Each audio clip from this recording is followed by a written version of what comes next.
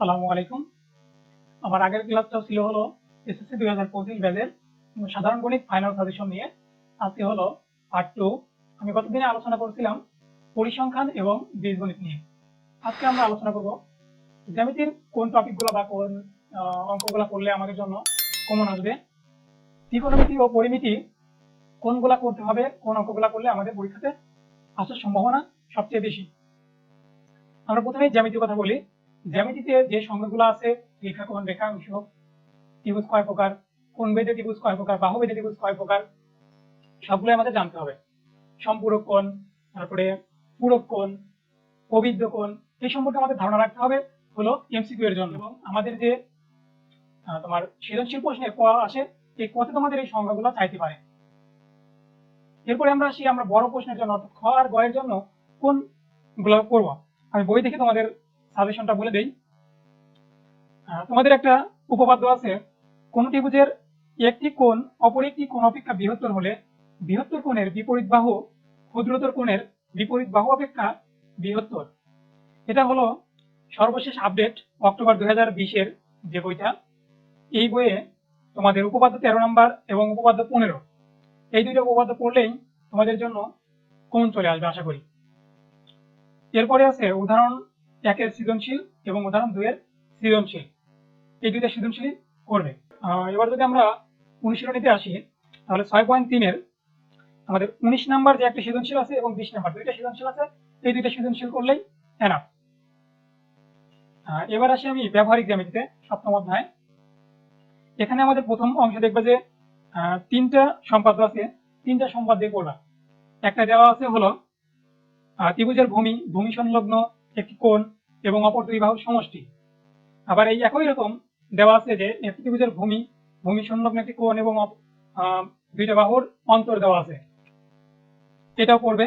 এরপরে 7ম অধ্যায়ে যে সম্পাদ্য তিনটা আছে, তিনটা সম্পাদ্যই ভালোভাবে করতে হবে। এরপরে আমরা অনুশীলনীতে আসি।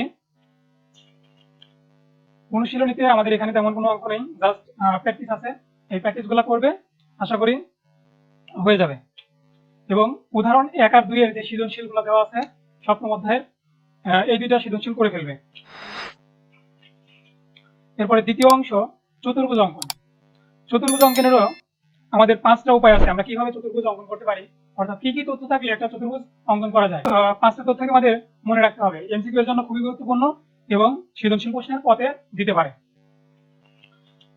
এর পরবর্তীতে আমাদের সম্পাদ্য 4-5, এই 4-5 সম্পাদ্য করে ফেলবে। এরপরে আছে উদাহরণ 3-এ ট্রাপিজিয়াম। এটা খুবই একটা ইম্পর্টেন্ট, এই ট্রাপিজিয়ামটা দেখবে যে ম্যাক্সিমাম বোর্ডেই দিয়ে থাকে, কোনো একটা সৃজনশীলে দিয়ে দিবেই, ক্ষতে অথবা গতে। এরপরে উদাহরণ 4 নম্বরের সৃজনশীলটা করবা। এবং অনুশীলনী 7.2-এর আমাদের যে 17, 18, 19 তিনটা সৃজনশীল প্রশ্ন দেওয়া আছে, এই তিনটা সৃজনশীল প্রশ্ন ভালোভাবে করবে এবং আমাদের যে বোর্ড এক্সামের যে প্রশ্নগুলো দেওয়া আছে সেগুলোও করতে হবে। এবার বৃত্তপাঠ। বৃত্তপাঠের যে বেসিক নিয়মগুলো আছে অর্থাৎ রুলস, এগুলো তোমরা জেনে রাখবে। অর্থাৎ কিভাবে বৃত্ত আঁকা যায়, বৃত্তের কোন পার্টকে কি বলে, এগুলো জানতে হবে। অর্থাৎ উপচাপ, অধিচাপ, বৃত্তের কেন্দ্র, বৃত্তের ব্যাসার্ধ, বৃত্তের ব্যাস, বৃত্তের জ্যা, এই তথ্যগুলো তোমাদের জানতে হবে এবং এদের সংজ্ঞা। এরপরে উপপাদ্য 18-তে আছে বৃত্তের সকল জ্যা কেন্দ্র থেকে সমদূরবর্তী। এটা খুবই একটা ইম্পর্টেন্ট, এটা সৃজনশীলে মাস্ট বি আসবেই। আর একটা আছে এইটারই একটু উল্টা, যে বৃত্তের কেন্দ্র থেকে সমদূরবর্তী সকল জ্যা পরস্পর সমান। আমরা আগে যেটা বললাম উপপাদ্য 18-তে, উপপাদ্য 19 এটারই রিভার্স। ঠিক আছে, ওইটা ছিল হলো বৃত্তের সকল সমান জ্যা কেন্দ্র থেকে সমদূরবর্তী, আর এটা বললো কেন্দ্র থেকে সমদূরবর্তী সকল জ্যা পরস্পর সমান। এবার বৃত্তচাপ সম্পর্কিত আছে, এটা পড়বা। এরপরে আছে হলো এই যে বৃত্তের একই চাপের উপর দণ্ডায়মান কেন্দ্রস্থ কোণ বৃত্তস্থ কোণের দ্বিগুণ।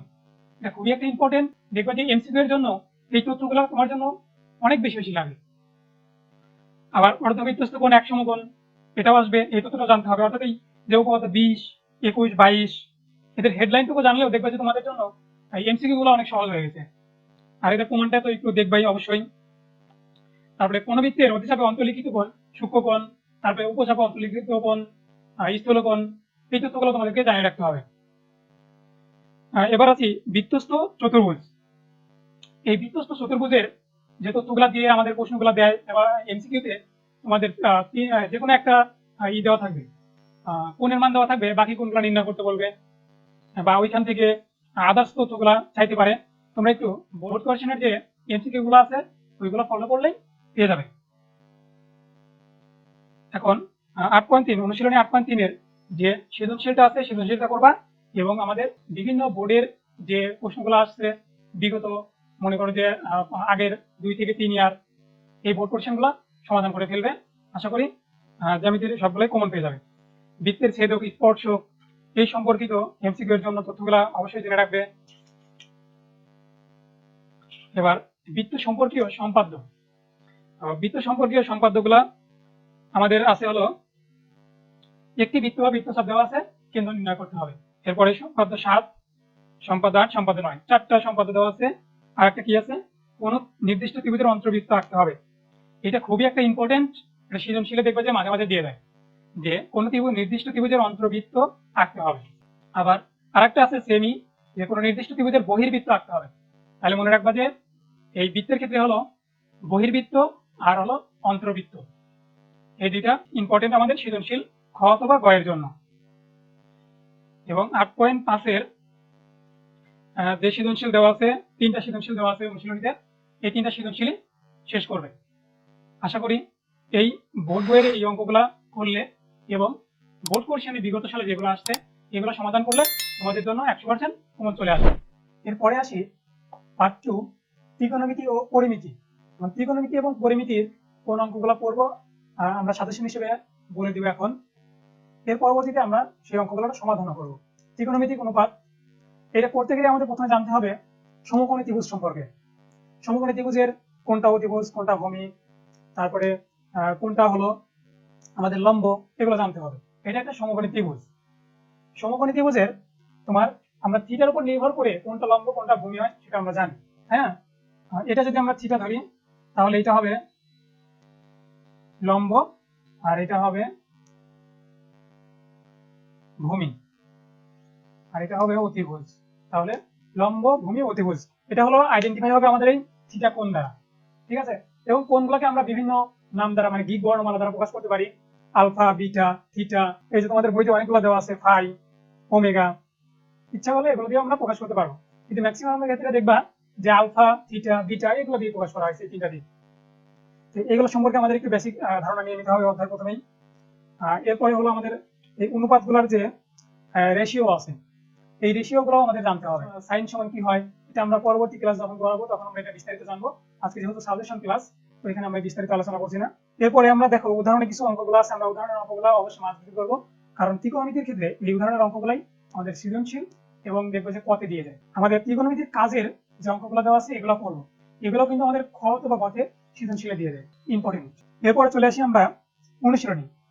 অনুশীলনীর অঙ্কগুলো এই যে প্রমাণ আছে left hand right hand side, আমরা এই অঙ্কগুলো একটু বেশি বেশি করবো প্রমাণ করা। এই অঙ্কগুলো খুবই সহজ আছে। আমরা আরেকটু ভালো হবে আমরা যদি আগের বিগত সালের বোর্ড কোশ্চেন গুলো ফলো করি, দেখবো যে কোন টাইপের অঙ্কগুলো বেশি আসছে, ওই টাইপের অঙ্কগুলাই আমরা করবো। তো এগুলো আমরা ক্লাসের মাধ্যমে দেখাই দিব। বিশেষ করে দেখো যে 15 বা 14 পর থেকে আমাদের যে অঙ্কগুলো আছে লাস্টের দিকে, এই অঙ্কগুলো আমাদের সৃজনশীলে বেশি দিয়ে থাকে। তারপরে একটা আছে তোমার এই যে সৃজনশীল, সৃজনশীল অঙ্কটাও দেখবো। এই অঙ্কটাও তোমার অনেক বোর্ডে দিয়ে ফলো করে, মানে একটু ঘোরাই পেঁচাই দেয়, সেম তোমাকে দিবে না, একটু ঘোরাই দিবে আর কি এই জিনিসগুলাই। এবার বিশেষ কিছু ত্রিকোণমিতিক অনুপাত, অর্থাৎ 30 ডিগ্রি, 45 ডিগ্রি, 60 ডিগ্রি এবং 90 ডিগ্রি, এই যে অনুপাতগুলো আছে এই অনুপাতগুলোর আমাদের মানগুলো জানতে হবে। অর্থাৎ sine 30 degree, sine 45 degree, sine 60 degree, sine 90 degree, এই মানগুলো আমাদের জেনে রাখতে হবে। এই মানগুলো দিয়ে আমরা বিভিন্ন মান মানে নির্ণয় করবো, অনুপাতের মানগুলো নির্ণয় করবো আমরা। এই অনুপাতগুলো কোথায় পাবো আমরা? তোমাদের বইতে দেখবা একটা বক্স আছে সুন্দর করে দেওয়া, এই যে দেখো তোমাদের বইতে একটা বক্স আছে, এই বক্সটি তোমরা পড়বে, এটা একদম মুখস্থ রাখতে হবে, ত্রিকোণমিতির জন্য মাস্ট বি, লাগবেই। এরপরে আমরা দেখো উদাহরণে কিছু মান নির্ণয় দেওয়া আছে, এগুলা করতে হবে। উদাহরণে একটা সৃজনশীল আছে, সৃজনশীলটা করতে হবে অবশ্যই, কজ এই টাইপের প্রশ্নগুলো দিবে, আবার দেখা যাবে অনেক বোর্ডে হলো এই উদাহরণগুলাই ফলো করে দিয়ে দেয়। এবার চলে আসি আমরা বইয়ে ক নাম্বার প্রশ্নের জন্য আমরা হলো 8 নাম্বার থেকে 17 নাম্বার এই প্রশ্নগুলো ফলো করবো, এই অঙ্কগুলা। এরপরে আমরা 18 পর থেকে যে অঙ্কগুলো আছে এই অঙ্কগুলা আমাদের খ অথবা গ এর জন্য দিয়ে দিবে।